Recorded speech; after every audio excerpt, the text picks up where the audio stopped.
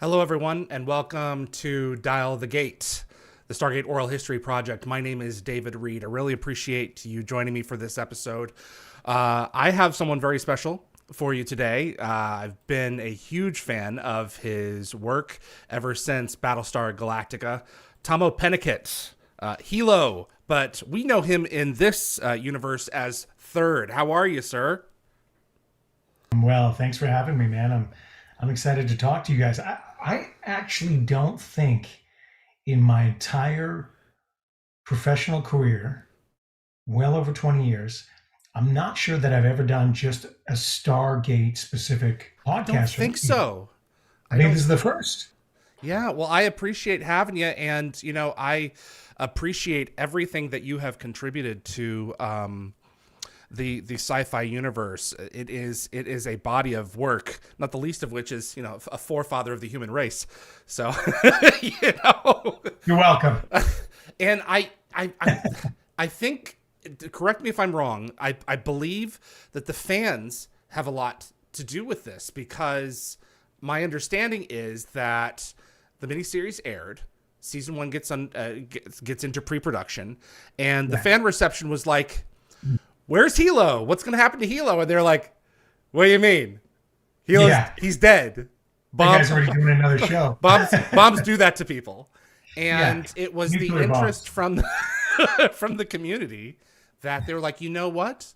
What if we had these two stories going? And it was kind of like your own show.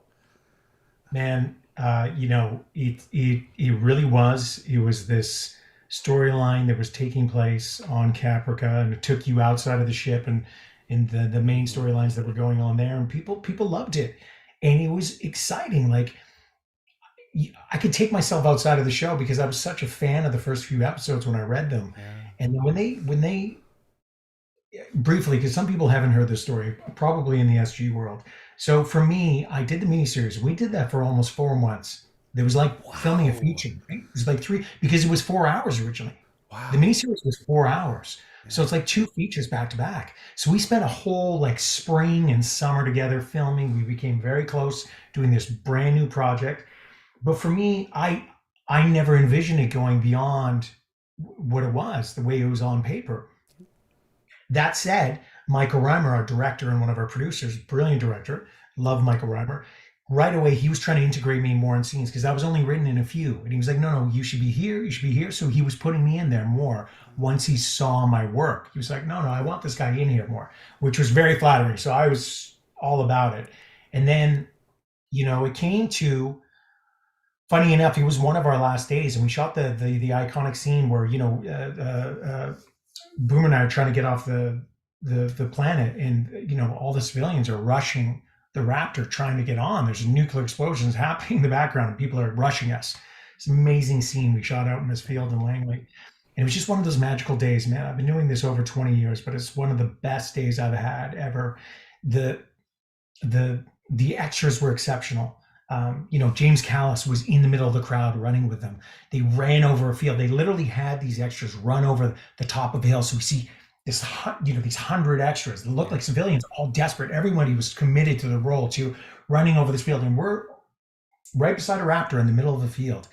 All the When they go above and beyond like that, and they put you in the environment, they for an actor, it's a dream. It makes it so real because there's a part of you when you're in a studio that's always conscious of it. And when you're out in the elements and they just did such an incredible job. And I remember the day just went so perfectly. It's the hero shot of Helo giving up his seat, and then Yeah. Sharon flies away and all that. But I had I had I had already booked a Canadian cop series, one of the longest running ones, and I was going to go on to that show after this. So for me, it was done. After that iconic scene and this amazing ride that I'd had for 3 or 4 months with these people, I'd be moving on to a different project. But I was satisfied with it. I'm like, the guy's a hero. He gave up his life. Yeah. He gave it up to the planet's genius because he's Yeah. going to be better for what's left of humanity. And like, what more of a role could you ask for? It's an iconic hero role, and like it tells so much about Helo and who he is. So I was done with it. I felt good. But Edward James Olmos came up to me after we finished that day, and he pulled me aside. And you have to understand, I've told this story many times, but I grew up watching Eddie. He's one of the reasons I wanted to act. When I was a child, a little guy, I remember my father taking me to Blade Runner and it blowing my mind, blowing Amazing. my yeah. And I couldn't stop thinking about that film, but I couldn't stop thinking about him and his performance. And I kept asking my dad, I was like, yeah, but what about that guy? Like, I want to know more about him because he's such a brilliant actor. He's only in the film so many times, but every time he's there, you cannot take your eyes No. off of him. And all you're doing is thinking about what what's his story? Because there's so much going on with him, right? He has information that we don't have in that So film. much information. He really does. Yeah. And over Harrison, you can see it. And Harrison Ford is an actor, I'll tell you, is watching Eddie and going, man, this guy, like there's something very intimidating about this dude. And so to actually be on a series and to act with Eddie, I'm still so incredibly intimidated by him, but also like just fanboying out. I was just so grateful too. I was oozing with gratefulness. I was like, look at me. I'm beside the great Edward James Olmos. He's having, and Eddie was there that day just to watch me. He wasn't in any of the scenes. He wanted to watch those scenes because they were such an important part of the miniseries. So he was just there to watch them Wow. work. And you'd think that put more pressure on you, but it was one of those things where I was like, I've got to show up and do the best work I've ever done because everyone's here and this is all about this day. But that day and that scene, David, was what I auditioned for. Oh. And that audition, when I saw those sides, I read it once, very young in my career. I didn't have a professional career at that point. I trained for years as an actor, but I didn't have a film career at that point. I remember reading those sides and thinking, just get me in the room. Yeah. I understand this guy 100%. I understand the scene. I know what he's about. I know what he's made of. I know his integrity, his generosity, the altruistic, brave individual he is. Get me in the room. That's all I could think was I wanted in the room. And so when we finally doing that scene and I finish it, and Edward James Olmos comes up to me, he's like, Tom, I want to talk to you. And he goes, listen, man, the producers loved your work. They loved you. You did excellent work here. And they're going to try and bring you back, hopefully. And I was like, Okay. and he goes, I'm fighting for you. He goes, it's not set, but like I'm fighting for you. And he basically said that. So the thing is, in a lot of ways, I think Eddie was just saying that. I think, and he sincerely, but I think he was saying it, but he was probably already voicing it to the producers, like, this kid's doing some great work. This is an amazing role, and we're knocking him off. Like, we're killing him here. And we have to establish actors get this all the time. Oh, it could be recurring, Exactly. It's all the time. And so you have to kind of protect yourself, even if as Eddie, it's an idol who's telling this to you. exactly. So even though Eddie was telling me, dude, there was not one part of me that was like, and I wasn't being negative, but there wasn't a part of me where I was like, I could put any weight into this. Even though I was young in my career, I understood that at that point. I had friends who had acted, and people who had been in business, and I've always really followed people's careers and their choices and stuff. I'd like to think that I had some sense of how things work, early on. And so I was very flattered, but I wasn't putting any weight on it. And I also knew that I was going on to do another show. So I did that show, and I felt grateful about that. It was, I don't even know how many months later, man. It was 6 months, maybe even almost a year. Like, it was a long time. I thought I was done with Battlestar. And I was having my first pilot season in LA, and it wasn't going very well. I was going out for too many auditions and just not prepared for the how competitive and stressful it is being in the room when you're trying to memorize like 3 auditions in a day. It was too much. In all honesty, my manager was pushing me too much and getting me to do too much. And I wasn't capable of that. And it was, you can't do too many things in one day, especially when you've only had so much time to prepare.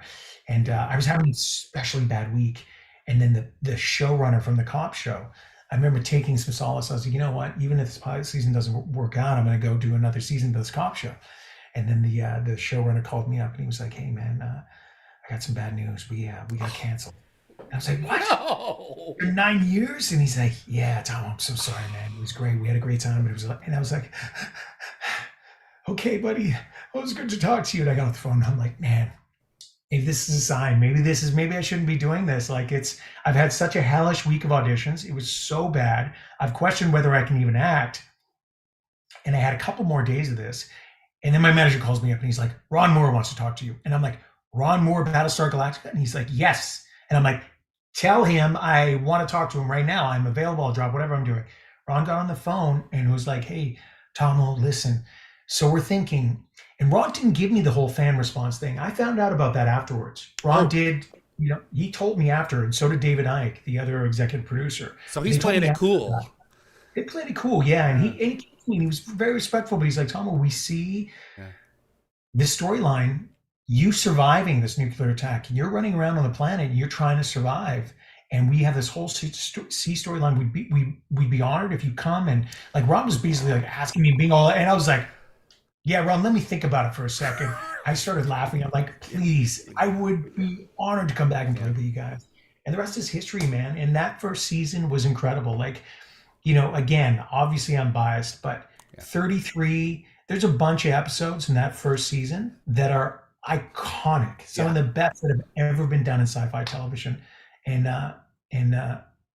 I'm so proud. I'm still to this day so grateful to have been a part of that amazing ride, and that they gave me the opportunity. This little kid from Northern Canada who didn't Yeah. have a lot of experience, and they gave me a shot, man. I, I'm going to take a moment for myself. I had not seen the miniseries. I had known it was going on. I was heavily focusing on Stargate on Gate World at the time. So I missed the miniseries, but Understandable, 33 understandable. was airing, Yeah, and I turned it on, and I was blown away. yeah. And I'm working for something on the website, and I see you, and I see Sharon, and I'm like, wait, she's on the ship. Wow.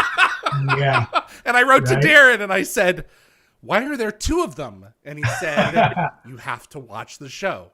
And that was Yeah, it. And then I was hooked. And it's the second show that my yeah. dad and I connected over. The first one was Star Amazing. Trek TNG, and then the Yeah. second one was Battlestar Galactica through the end. And Amazing. it's just Ron Moore is, and we want to sit down and we want to watch his alternate history show. The name is escaping me at the moment, but Yeah. there's something about him as a writer. There's something about Oh his man, storytelling is he's rock so good. solid, you know, Yeah. and Yeah. unpredictable. He's fantastic. And there's so many, I could go on and on. We could talk Battlestar for days, but I'll tell you, there's something that I'm so honored by, and Michael Hogan was so honored by, and most of the cast was.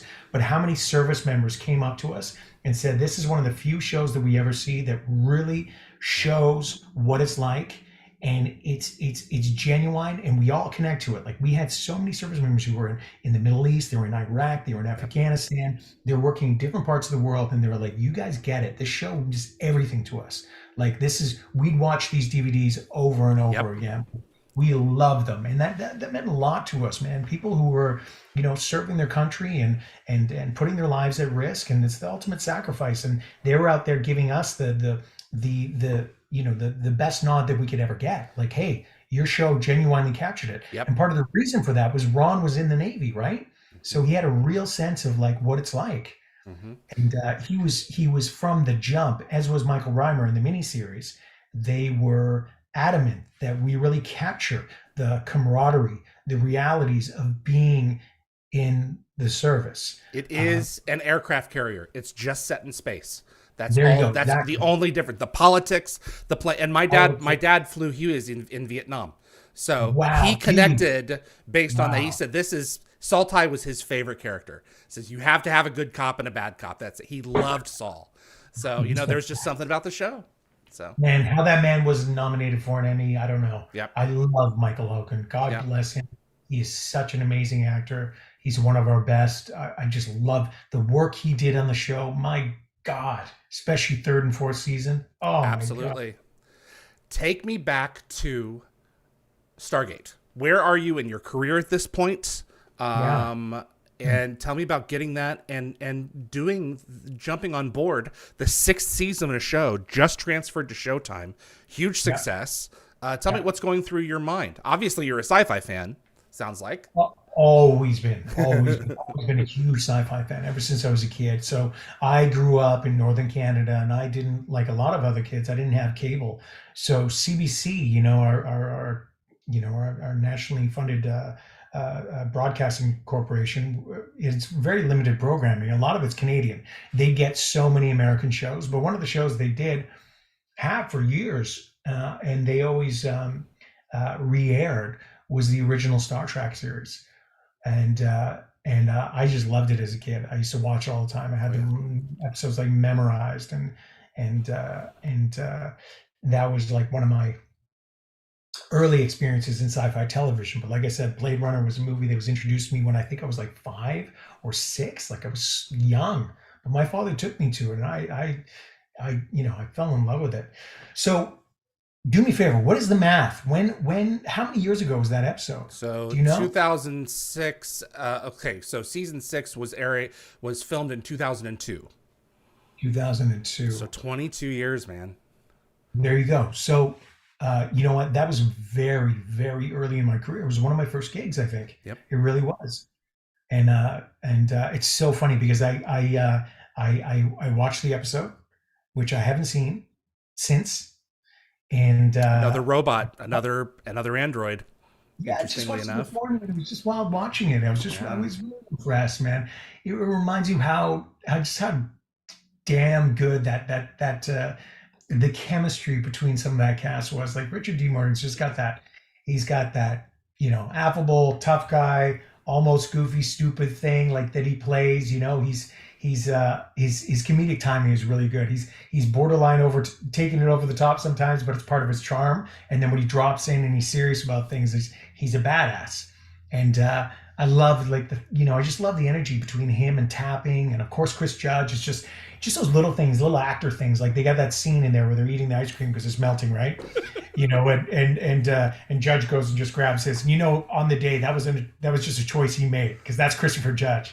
I miss Chris. I haven't seen him for years. We used to do conventions together and a lot of press together back in the day, but I haven't seen him forever. He's doing well with God of Is he War. doing well? Yeah. What's he up to? God of War. God So of War. I think they're working on the third one. So I'm pretty sure. I'm not positive, but it's just a matter of time. So, but yeah. What an So was amazing this kid. audition just like any other for this part? It was, because think about it. I only had a few lines in the Yeah. show. I basically had to look mean and stuff. So I think I Right. went in. Yeah, I don't remember who was doing the casting for it because it was so many years ago. Is it But I Carol have a vague Kelsey? memory. Pardon? Was it Carol Kelsey? Could have been. Could Okay. have been. I'm Yeah. sorry to cut you off. No, no, not at all. So yeah, I think I went in, simple line, banged it out, got the call. I remember being very, very excited because it was one of my first gigs, and just I was well aware of Stargate and SG-1 and the franchise that it was, and it was one of the main things that was happening in Vancouver at the time. So my agent told me I got the gig, and I was just excited about it. And the usual thing when you're a young actor. I remember being on set and very just taken by everyone. I remember watching Amanda in particular, because Amanda took the time to like really say hi, and and talk to the younger cast who was in playing all the replicators, and she was a sweetheart then. And I've had the opportunity to work with Amanda, I think a few times now as a director, in the past 5 years. She's amazing. Oh, she's fantastic, man. She's a really, really talented actor, but she's just a fantastic director too.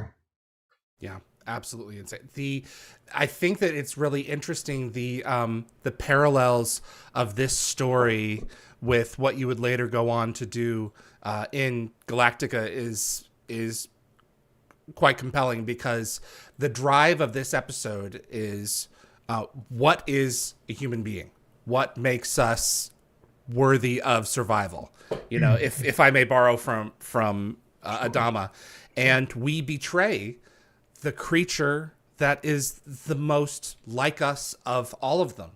And, we save ourselves at his expense. And it comes back to bite us in the ass a couple of seasons later. I don't know if you know, but she has a torture session put on by Fifth that where he gets his comeuppance. But So I wanted to ask about that because I assumed that the way it ended, and I know how popular the episode was because I've had a million fans doing conventions over the years who've approached me and been like, "Dude, that's an amazing episode, and it's so good." But I didn't. That's the first time I think that somebody's confirmed for me that there was a follow up to that. he basically destroys them off camera. in a fit of rage, and once he gets out of the situation, he comes for her and he takes her captive. Wow. I'll send you the episodes if you want to see them, because it's quite insane. Responsibility, the But responsibility of playing God, right? that's exactly right. You know, you have a responsibility to that which you help create. You know, whether they be Cylons or replicators. And now, you know, with some of these Boston Dynamics robots, it's just like, geez, man, I And don't know. we're there. We're so close. I It's know. terrifying. The fact that they can't even predict where AI is going to be within 2 years. Even the creators, the people working on the latest technology with artificial intelligence, have many of them have voiced. They're like, we have no idea where it's going to take us in 2 years. Like, we'll be. It's we're living in crazy times. I think we're all a little worried about Skynet. But yeah, we're so close to it, man. The stuff that they're doing at Boston Dynamics, and you got to be honest. Let's be honest, David. The stuff that they're showing us, that's got to be what, 3, 4 years old at I least. I hope so. You can get one of their dogs for $75,000 now. You know, Only you 75. can load Yeah, things on it. It'll follow you around. It can carry things up mountain passes with you. I mean, this doesn't just go away. You yeah. know, and it's going to be a part of our society and culture for, as you know, as far as we move forward. And I think that shows like Unnatural Selection and like Battlestar are reminders for those who are wise enough to at least be aware of the potential of this technology, Mhm. its pitfalls and its promises for us. The Absolutely. only thing that I'm really worried about is when someone copies their brain into one of these things. If we can manage to do that, then I think that would be a serious problem. But in terms of making something out of whole cloth, I don't know. I think it'll be a while before we Yeah. develop true artificial general intelligence. Yeah, I don't know. I don't know if it's going to be that far You away. don't Like, think so, huh? I don't know. I've read about it. I've been fascinated about it Yeah. for years. Have you ever read any of William Gibson's work? I love Neuromancer. I love Yeah, well, Neuromancer. that's classic. But Williams, he's written 12 books since then. Yeah. And what's brilliant about him is he always writes. He usually, for most of his career, he'd be writing like 30, 40 years in the future, not too far, like Yeah. something you could see within a lifetime. And most recently, and for years now, he's written much closer to our time. And it's fascinating to see the things that he's predicted and seen come true. That's what I love about science fiction in general. I think we all do. We're all these ideas that seem so far fetched to us. They're all happening in our Yeah. lifetime. We're seeing these robotics. Like, could you imagine showing someone Atlas breakdancing and doing parkour even 10 years ago, 12 years ago? They would have been like, what? Yeah. Like, Where's the that's a visual effects robot. trickery for this? Yeah. Yeah, it's No. nuts, man. Yeah. It's nuts. One fascinating thing that William Gibson, I think he's a genius. He Hmm. actually lived in my neighborhood forever. And the two times I tried to talk to him, I was a bumbling idiot. So I just gave up on that. I see him now and I'm just like, that's all I can do. That's all I can do. I can't think of anything intelligent to say to William Gibson, even though I know his books, so well, and I love his writing. But he did this thing years ago, and I've heard about it and read about it in the last year twice now. What he did is he said that, and again, this is when one of his books, I can't remember which one it was. Anyway, it was said about 30, 40 years in the future.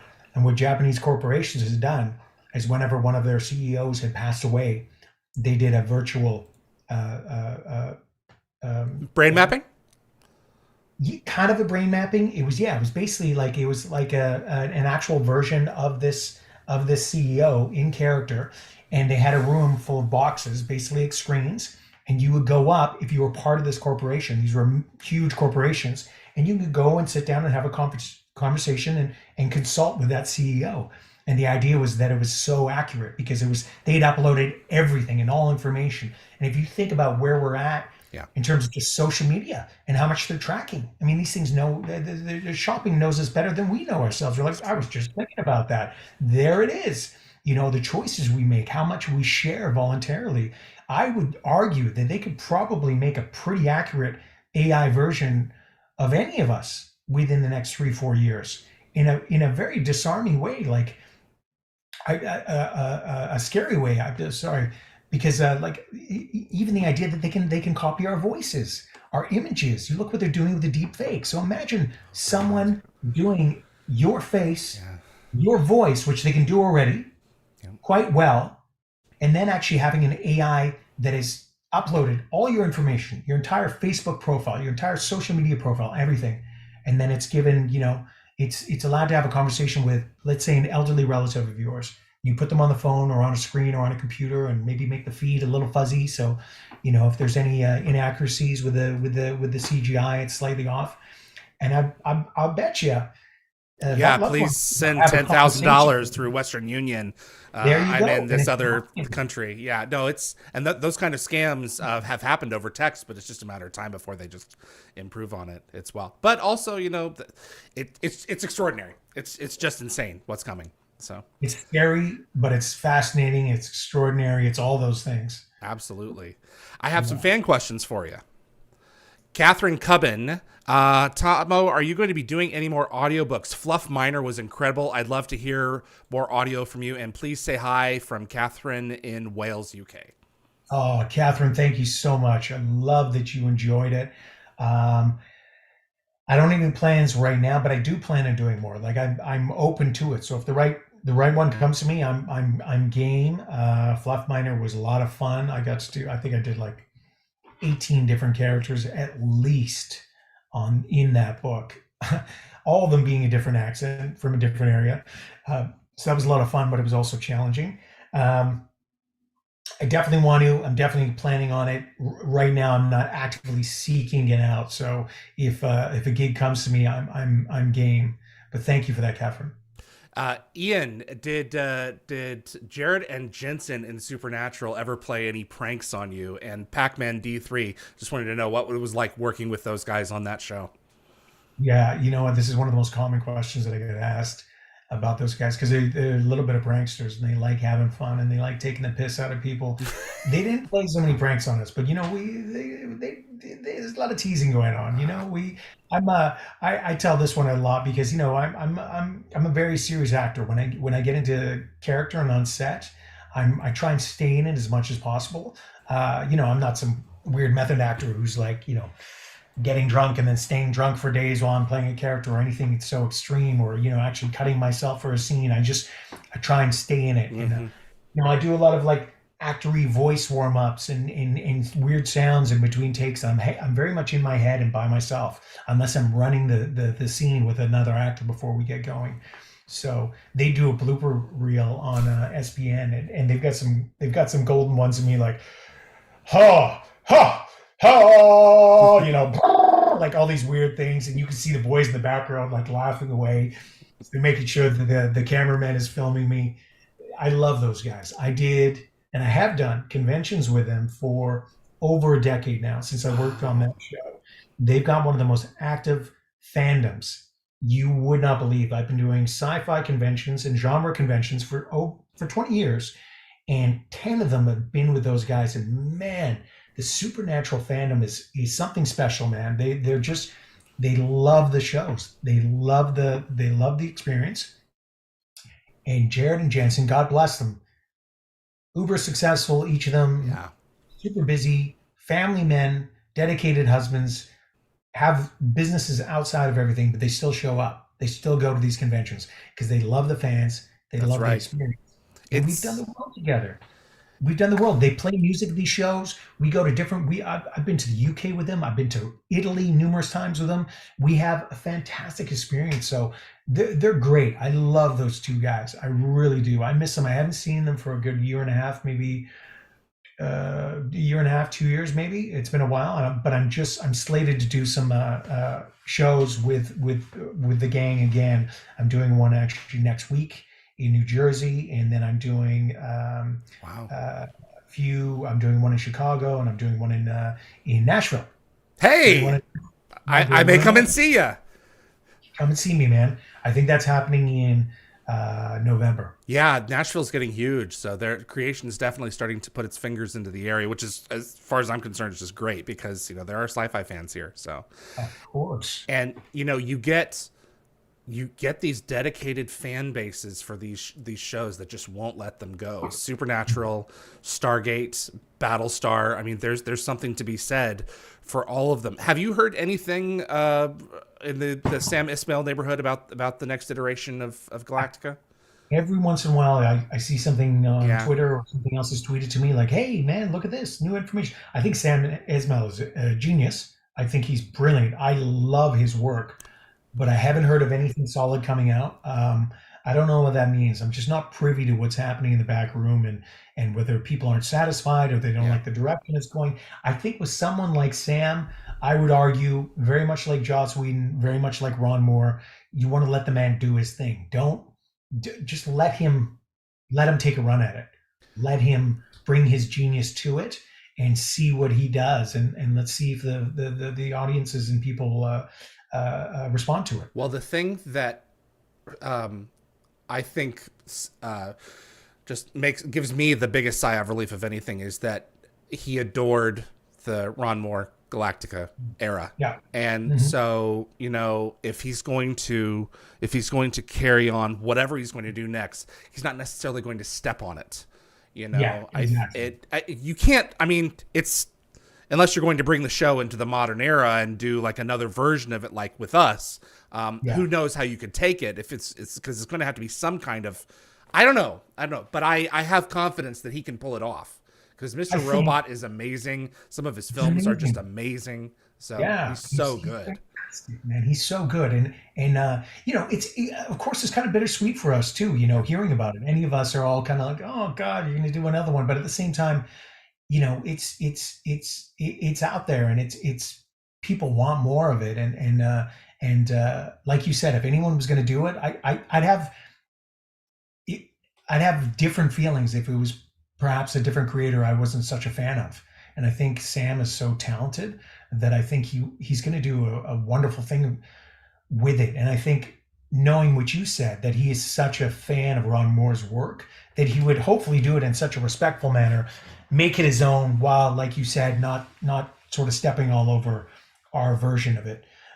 So I'm curious to see what happens with that. We shall see. We shall Yeah. see. Yeah. And I could understand from your perspective where part of you would be like, why you got to do another one? It's perfect as it Why mess is. with it? Why mess with it? Absolutely right. Lockwatcher, you were in the way too short series in my mind, Joss Whedon's Dollhouse. Where did you think that it would go, and how was it working on this series? Another great show, absolutely masterful series for the 2 seasons Thank that it you. ran. Yeah. Yeah. Well, the great Joss Whedon. He's very, very, very very talented man. I think people forget. I know that there was some controversy with Josh the last few years, but I read a very extensive article that was written on him, and I don't think there was ever any charges pressed or anything. But he his show that he was doing, I think, for HBO was canceled, and then I think he's taken a step back from things. Um, those controversies aside, which I'm not privy to, Yeah, other than the article that I read, and I personally never had any bad experiences with Joss. Quite the opposite. He and also I think a lot of the stuff. And again, I'm no expert, and I know nothing sure. about this, but I don't think there was any controversy with Dollhouse, and he was much later in his Yeah, career at that point. We all had quite a good experience on that, other than the fact that it was canceled so soon. The problem with it, and we've all told this story before, Joss was one of those creators who should have been allowed to do what he was going to do, but the powers that be at network and studio, I guess, were like, "Hey, let's change this and change this." And he had this beautiful noir pilot that he shot that was excellent, and they threw in some more, sexy scenes and some more explosions, some more violence, and it threw off his thing. He's got he's such a specific writer. He's such a talent. He understands those 42 minutes mm, so well that if you throw a kink in there, the slightest bump, it unhinges the whole thing. Everything falls apart. Part of, I think, his brilliance, people understand, is Joss's pacing. He's one of those few writers who can like throw in some comedy, some comedic lines, some comedic timing in the middle of some heavy drama, He's one of the few writers who actually does that well. It's very specific to his style. And if you know Joss, he's very witty, he's very smart, and he's a funny guy. We just didn't have the opportunity to do as much as we should have. I know it's being negative. I try not to do this. I don't look back at it as a negative thing. I don't have a lot of regret, but there is still such a desire that we had one more season. It just would have been more fitting because he had really, really capable writers on there who were supporting him on his writing team, and they just weren't given the opportunity to really shine and to see through the very clever, very intelligent storylines and arcs that they had created and envisioned happening over 5 seasons. Even if they were given one more season, the third season, I really feel like they could have wrapped things up in a way that fans would have been like, wow. And maybe even the network would have been like, this, we got to give this another season. But thankfully, they didn't pull the plug in the middle of it. I'll never forget the day seeing Joss on set. We were doing a scene where there was a bunch of the characters all in a scene.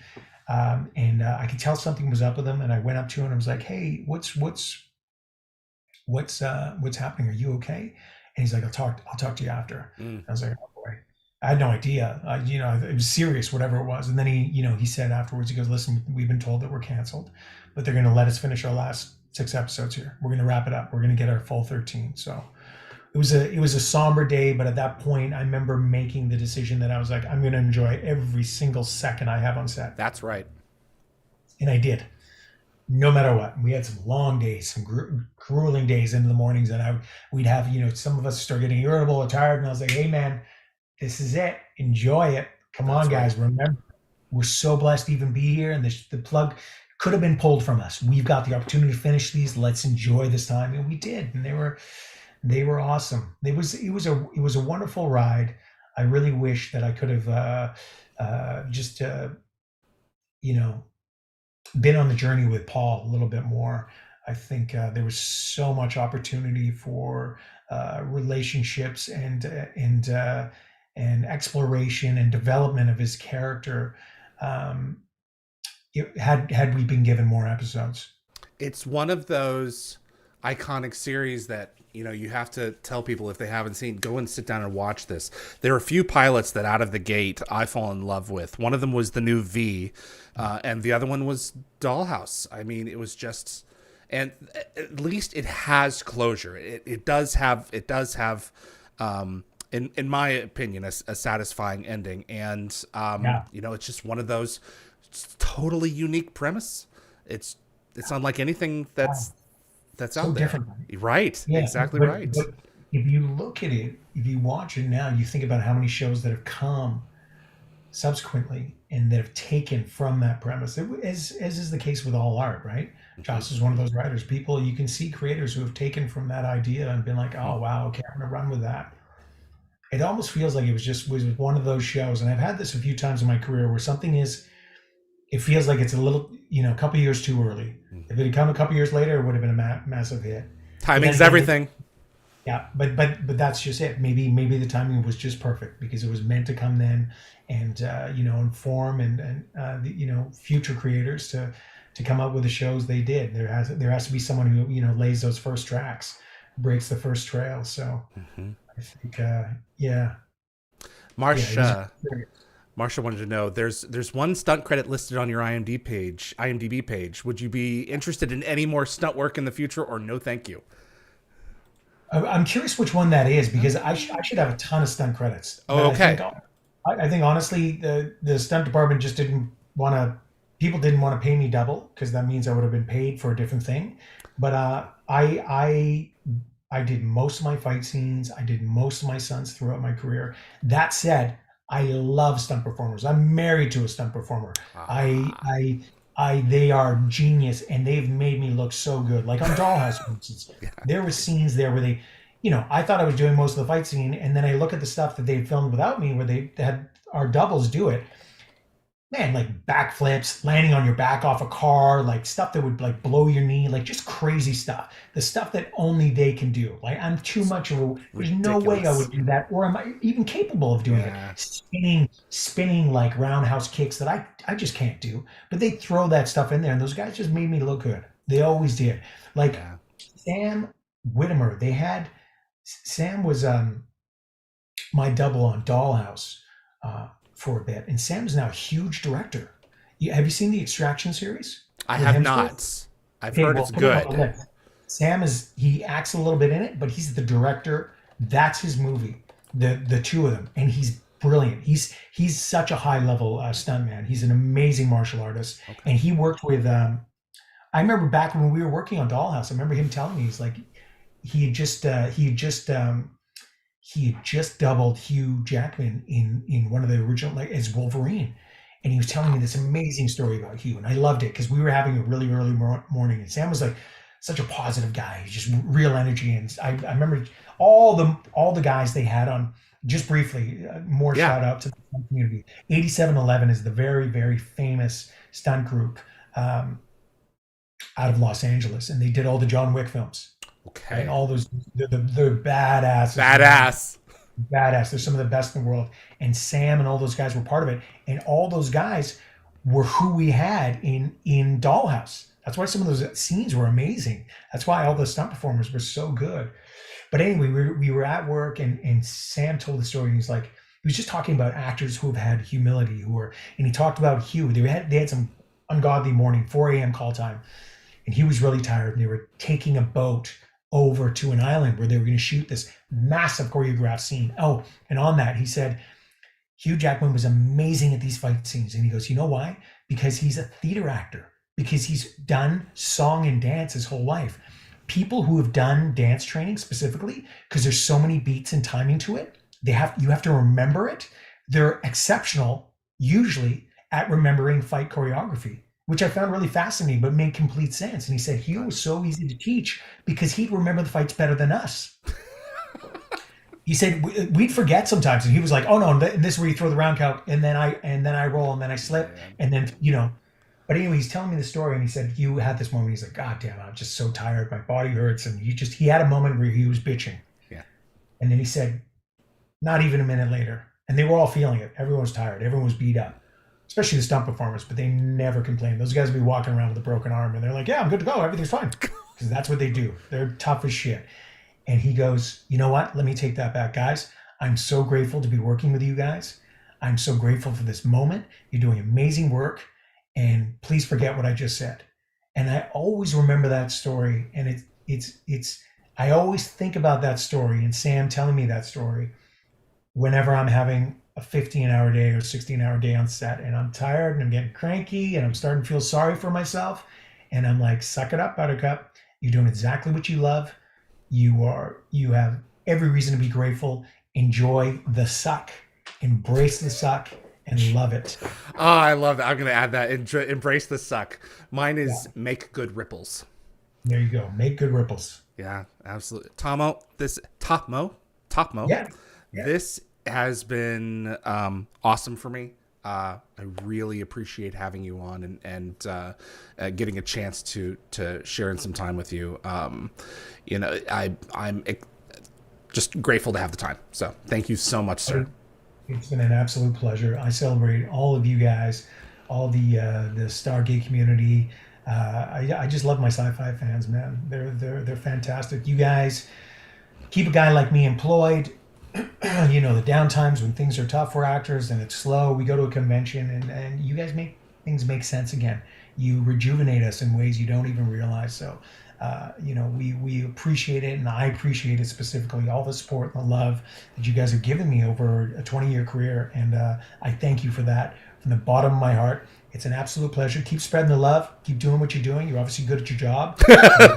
Let's do it again. Let's do it I again. would love to have you back, man. You take care of yourself, and thanks for being a part of the community, a continuing Love and part of the prayers to community. your family and to your Thank you, mother sir. specifically, and have an amazing show, man. I'm thinking about you. Thank you, sir. Be well. All right. Tahmoh Penikett, everyone.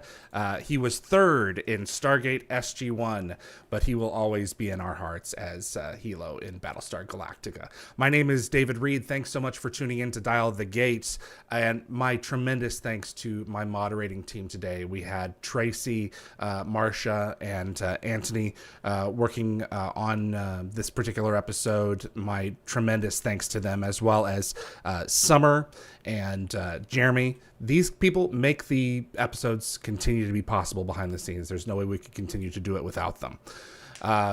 If you enjoy this episode and you want to see more content like this available on YouTube, please do me a favor and hit that like button. It does make a difference with the show, and it will continue to help us grow our audience. Please also consider sharing this episode with a Stargate friend. And if you want to get notified about future episodes, click the subscribe icon. And giving the bell icon a click will notify you the moment a new video drops, and you'll get my notifications of any last-minute guest changes. And clips from this live stream will be released over the course of the next few days and weeks, on both the Dial the Gates and gateworld.net YouTube channels. We have quite the slate coming up for you. If I can get all my ducks in a row here, I'll show it to you here. Here we go. Tomorrow, we have John Billingsley, Simon Coombs in Stargate SG-1. I know him better as Flux from Enterprise, and probably many of you do as well. He's going to be joining us tomorrow, May the 12th at 3 p.m. Pacific Time, 6 p.m. Eastern. A little bit later than we normally do our shows, but he's definitely a special one to do it for. So Wormhole Extremist is going to be moved to next Sunday. We're not going to have one tomorrow. We'd rather have John. Shayla Horsdal is going to be joining us May the 17th. That's a Friday, live at 11 a.m. Pacific Time. And we've got Ray Zypho as well. Shayla played multiple roles in Stargate. Ray Zypho, who played Ofer the Nox in Stargate SG-1 Season 1 episode The Nox. He's going to be joining us live Saturday, May 18th at 10 a.m. Pacific Time. And then Ben Browder, Cameron Mitchell, SG-1 live Sunday, May the 19th at 11 a.m. Pacific Time. Episode 250 will be David Hewlett and Kate Hewlett, Rodney McKay, and Jeannie Miller, respectfully, Saturday, May the 25th at 10 a.m. And the list just keeps on going and going down, so be sure to stay tuned and see which of these special guests are going to be joining us further beyond those dates that are already assigned. We've got a number of scheduled guests who have, or non-scheduled guests who have agreed to come on, so there's a lot heading your way. So keep it on dialthegate.com for that information. My name is David Reed. I appreciate you all for tuning in. Thanks so much to Tahmoh Penikett for joining us for this episode. I'll see you on the other side.